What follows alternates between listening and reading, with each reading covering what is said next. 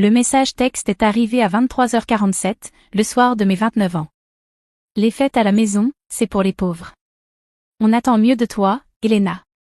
Je suis restée figée devant l'écran de mon téléphone, la lumière tamisée de mon petit studio rendant chaque mot plus cruel, comme gravé au fer rouge dans ma mémoire. Mes parents avaient toujours été comme ça, obsédés par le statut, obsédés par l'image, mesurant la valeur d'une personne à la taille de son compte bancaire et au prestige de son code postal. Ils vivaient dans un monde où les apparences comptaient plus que l'authenticité, où la réussite se mesurait en mètres carrés et en marques de luxe, plutôt qu'en bonheur ou en épanouissement. Mais cette fois, c'était différent. Cette fois, ça semblait définitif. J'avais passé la soirée seule, à manger thaïlandais en livraison devant de vieux films, en essayant de me convaincre que la solitude me convenait. Mais la vérité, c'est que j'espérais, bêtement, désespérément, qu'il m'appellerait. Qu'il se souviendrait. Que, pour une fois, je compterais assez pour interrompre leur agenda social parfaitement orchestré. Je préparais quelque chose de simple pour mes 30 ans à venir. Rien d'extravagant, juste quelques amis proches, de la nourriture maison, peut-être quelques guirlandes lumineuses accrochées dans mon minuscule salon. Je pensais que ce serait chaleureux, intime, authentique. Mais pour mes parents, Margaret et Robert Ashford, ce n'était pas suffisant. Je n'étais pas suffisante. Pendant des années, je m'étais tordue dans tous les sens pour obtenir leur approbation. Juste après l'université, j'avais accepté un travail écrasant dans un cabinet de conseil prestigieux, parce que ça avait fière allure sur le papier, même si au fond de moi, je rêvais de devenir photographe. J'ai passé 5 ans à analyser des tendances de marché et à faire des PowerPoint pour des clients qui ne retenaient même pas mon prénom, pendant que mon appareil photo prenait la poussière dans un placard. Je m'étais installée dans un quartier trop cher pour moi, mangeant des nouilles instantanées pendant des semaines juste pour payer le loyer, parce qu'ils accordaient plus d'importance à mon adresse qu'à mon bien-être. Mon appartement était beau, mais vide, décoré avec des meubles achetés à crédit pour impressionner des visiteurs qui ne sont jamais venus. J'avais fréquenté des hommes qu'ils approuvaient, des hommes à succès, ambitieux, et complètement inadaptés à moi en repoussant ceux qui me voyaient réellement tel que j'étais.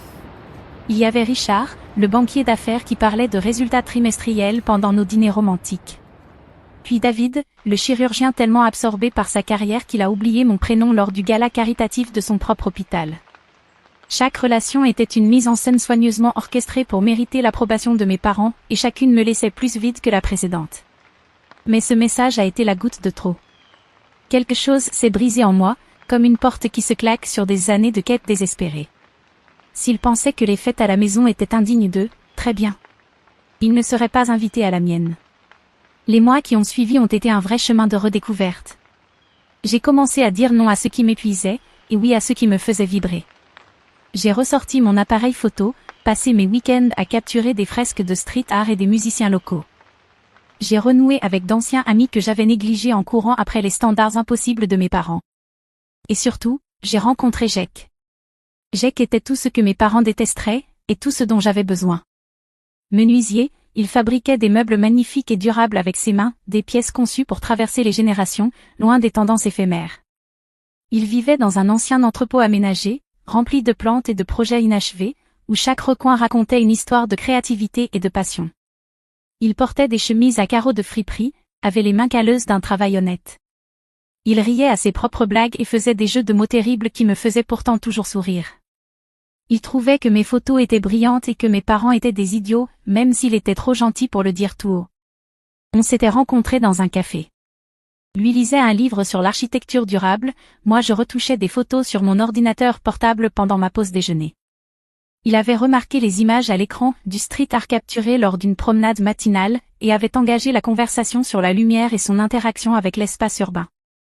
Pour la première fois depuis des années, quelqu'un s'intéressait à mon art, pas à mon poste, ni à mon adresse, ni à ce que je pouvais apporter à son statut social.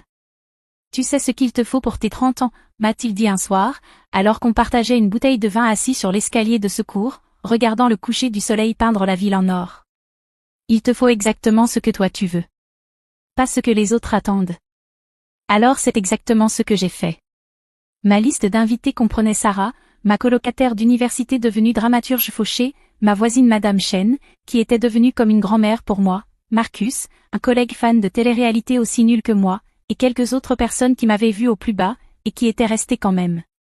J'ai passé des semaines à préparer cette soirée, non pas pour impressionner, mais parce que je voulais offrir quelque chose de beau à ceux que j'aimais. J'ai transformé mon petit appartement en un véritable monde enchanté. Jake m'a aidé à accrocher des guirlandes lumineuses au plafond, comme des étoiles d'intérieur. J'ai cuisiné pendant plusieurs jours la lasagne de ma grand-mère, du pain maison, un gâteau au chocolat que j'ai raté 2 fois avant de le réussir. Sarah a amené sa guitare, Madame Chen nous a appris des jeux de cartes de son enfance, Marcus est arrivé avec des chapeaux de fête où l'on pouvait lire « Dirty Tirty » en lettres pailletées. La fête était tout ce dont j'avais rêvé, et rien que mes parents n'auraient jamais approuvé. Nous avons joué à des charades jusqu'à ce que nos ventres nous fassent mal de rire. Nous avons raconté des histoires embarrassantes de notre vingtaine. Madame Chen a gagné 47 $ en jouant au poker et a éclaté de rire de joie. Jake m'a offert un cadre photo qu'il avait fabriqué lui-même à partir de bois recyclé, le cadeau le plus attentionné que j'ai jamais reçu. Mais le moment qui a tout changé s'est produit vers minuit. Sarah avait convaincu tout le monde de dire ce pourquoi ils étaient reconnaissants, et quand ce fut mon tour, je fus submergée par l'émotion. Je suis reconnaissante pour ça, ai-je dit, en désignant la pièce et ces personnes magnifiques et imparfaites qui étaient venues pour moi. Je suis reconnaissante d'avoir enfin cessé de chercher l'approbation de gens qui ne me l'auraient jamais donnée.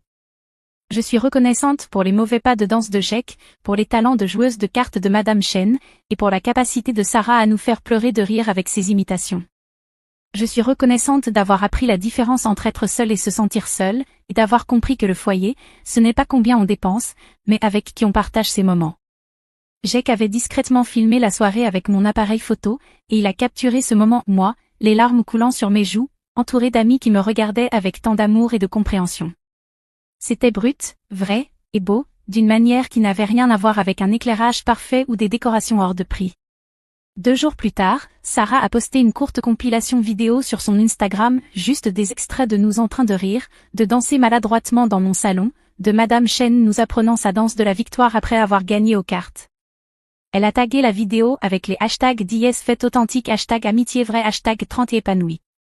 J'étais hésitante au début, mais elle m'a convaincue que cela pourrait inspirer d'autres personnes à choisir l'authenticité plutôt que les apparences. Nous n'avions aucune idée de ce que nous venions de déclencher. La vidéo a commencé lentement, quelques centaines de vues de la part des amis du théâtre de Sarah. Puis quelqu'un avec une plus grande audience l'a partagée. Et ensuite quelqu'un avec encore plus d'abonnés. En une semaine, elle avait été vue par des centaines de milliers de personnes.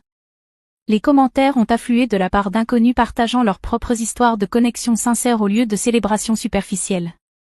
Le hashtag #dies fête authentique est devenu tendance, alors que les gens publiaient leurs propres moments de fêtes authentiques, barbecue dans le jardin, soirée dansante dans le salon, dîner participatif avec vaisselle dépareillée mais plein de cœur. Une blogueuse lifestyle suivie par des millions de personnes m'a contactée pour présenter notre histoire. Dans un monde de fêtes parfaites sur Instagram et d'anniversaires à 1000 $, écrivait-elle, votre célébration a rappelé aux gens ce qui compte vraiment. Soudain, je me retrouvais interviewée dans des podcasts sur la vie authentique, et des marques voulaient sponsoriser du contenu autour des vraies célébrations. Mais le message qui m'a stoppé net est arrivé 2 semaines après mon anniversaire, d'un numéro que je n'avais plus vu depuis des mois. Elena, chérie, nous avons vu ta vidéo. Comme c'est merveilleux que tu reçoives toute cette attention. Nous devrions organiser une vraie fête pour tes 30 ans, quelque chose qui corresponde à ton nouveau statut. Peut-être pourrions-nous faire ça au country club? Bisous, maman. J'ai lu le message 3 fois, devenant plus en colère à chaque lecture. Ils avaient complètement ignoré mon véritable anniversaire. Aucun appel, aucun message, aucune reconnaissance pour ces 30 années de vie. Mais maintenant que des inconnus sur Internet célébraient ce que j'avais créé, ils voulaient soudainement en faire partie. Les messages suivants sont arrivés rapidement. On pourrait inviter les Henderson et les Whitney, ils aimeraient beaucoup te rencontrer maintenant que tu es célèbre sur Internet. J'ai déjà parlé au club pour le traiteur. On pourrait vraiment faire quelque chose de spécial. Ton père pense que ce serait aussi excellent pour ses relations professionnelles. Pendant un instant, juste un instant, j'ai ressenti cette vieille envie familière. L'enfant désespéré en moi, qui avait passé des décennies à mendier leur approbation, murmurait, il te voit enfin. Il pense enfin que tu vaux la peine d'être célébré. Mais ensuite j'ai regardé autour de mon appartement, encore décoré avec les lumières de Jake, encore rempli de la chaleur persistante de l'amour réel et des connexions sincères. J'ai pensé au sourire fier de Madame Chen quand elle nous avait tous battus au poker. J'ai pensé aux accords terribles mais enthousiastes de Sarah à la guitare. J'ai pensé aux mains de Jake gravant soigneusement mes initiales sur le cadre photo, prenant le temps de créer quelque chose de beau rien que pour moi. J'ai pensé aux centaines de messages que j'avais reçus d'inconnus disant que ma fête les avait inspirés à arrêter de jouer un rôle et à commencer à vivre. Des personnes qui avaient annulé des événements coûteux pour organiser des rassemblements intimes nourrissant leur âme. Des personnes qui avaient renoué avec d'anciens amis qu'elles avaient perdus en poursuivant le statut et la réussite. J'ai pris mon téléphone et j'ai appelé mes parents. Pas un message, un appel. Il était temps d'avoir une vraie conversation. Elena, la voix de ma mère était pleine de cet enthousiasme fou que j'avais appris à reconnaître il y a des années. Nous sommes tellement enthousiastes à l'idée de cette fête. J'ai déjà regardé des lieux. Il n'y aura pas de fête, maman. Silence. Puis, comment ça? Mais tout le monde parle de toi maintenant. C'est ton moment. Mon moment, c'était il y a 2 semaines, quand j'ai fêté mes 30 ans avec des gens qui tiennent réellement à moi. Tu l'as manqué. Chérie, ce n'était pas une vraie fête. C'était juste, de l'amusement. Là, ce serait une célébration digne de ce nom. C'était la fête la plus authentique que j'ai jamais eue, l'interrompis-je. Et tu n'étais pas là parce que tu ne pensais pas que ça en valait la peine. Tu n'as même pas appelé pour me souhaiter un bon anniversaire. Un nouveau silence, plus long cette fois. Quand la voix de mon père s'est finalement fait entendre, elle avait ce ton mesuré qu'il utilisait lors de négociations d'affaires. Elena, ne sois pas dramatique. On peut encore arranger les choses. Ta mère a de très bonnes idées. Papa, arrête. Juste, arrête. Je fermai les yeux, sentant 30 ans de fatigue s'installer dans mes os. Je ne veux pas de votre fête. Je ne veux pas de votre approbation. Je ne veux plus passer un seul jour de ma vie à essayer d'être suffisante pour des gens qui ont déjà décidé que je ne l'étais pas. Tu es ridicule, lança ma mère, sa voix devenue plus tranchante maintenant que ses plans étaient contrecarrés. Nous sommes tes parents. Nous voulons ce qu'il y a de mieux pour toi. Ce qu'il y a de mieux pour moi, c'est ce que j'ai déjà. Des amis qui sont là pour moi. Un travail qui me comble. Un homme qui m'aime pour ce que je suis, pas pour ce qu'il voudrait que je sois. Une vie qui m'appartient, pas la vôtre. Elena, s'il te plaît. C'est fini, dis-je, et je le pensais sincèrement. J'en ai fini de courir après votre définition du succès. J'en ai fini de m'excuser de ne pas être la fille que vous vouliez. J'en ai fini de prétendre que votre amour est inconditionnel alors qu'on sait tous qu'il ne l'est pas. La ligne resta silencieuse un long moment. Quand ma mère reprit la parole, sa voix était glaciale. Très bien. Mais ne viens pas pleurer quand cette notoriété sur Internet s'éteindra et que tu redeviendras une inconnue dans ton petit appartement. Je préfère être une inconnue dans mon petit appartement, entourée de gens qui m'aiment, que quelqu'un de connu dans votre club de golf avec des gens qui ne m'aiment pas. Je raccrochai et bloquai aussitôt leur numéro. Pas par colère, enfin, pas seulement par colère, mais par instinct de survie. J'étais enfin libre, et je refusais de les laisser me ramener dans leur cycle toxique d'amour conditionnel et d'attentes irréalistes. Les mois qui suivirent furent une révélation. Sans l'épuisement constant de chercher leur approbation, j'avais enfin de l'énergie pour ce qui comptait réellement. Mon entreprise de photographie décolla, non pas parce que j'étais célèbre sur Internet, mais parce que je créais enfin un travail qui venait d'un endroit sincère. Jake et moi avons emménagé ensemble, réunissant nos petits espaces pour en faire un vrai chez nous, comme aucun autre endroit ne l'avait été auparavant. La pièce de Sarah a été repérée par une petite compagnie de théâtre. Madame Chen a commencé à se joindre à nous pour des dîners hebdomadaires, nous régalant d'histoires de sa jeunesse qui valaient mieux que n'importe quelle série Netflix. Marcus a été promu et a commencé à organiser ses propres, vraies célébrations, avec ses collègues. Le mouvement #Vraie Célébration a continué de grandir, mais j'ai quitté la lumière des projecteurs après quelques mois. J'avais dit ce que j'avais à dire, et d'autres ont porté le message à leur manière, tout aussi belle.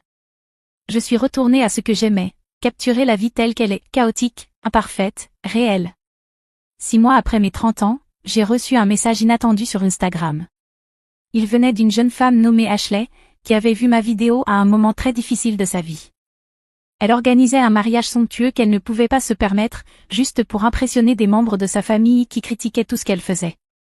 Mon histoire lui avait donné le courage d'annuler le grand mariage et de s'enfuir avec son partenaire à la place, utilisant l'argent économisé pour acheter leur première maison.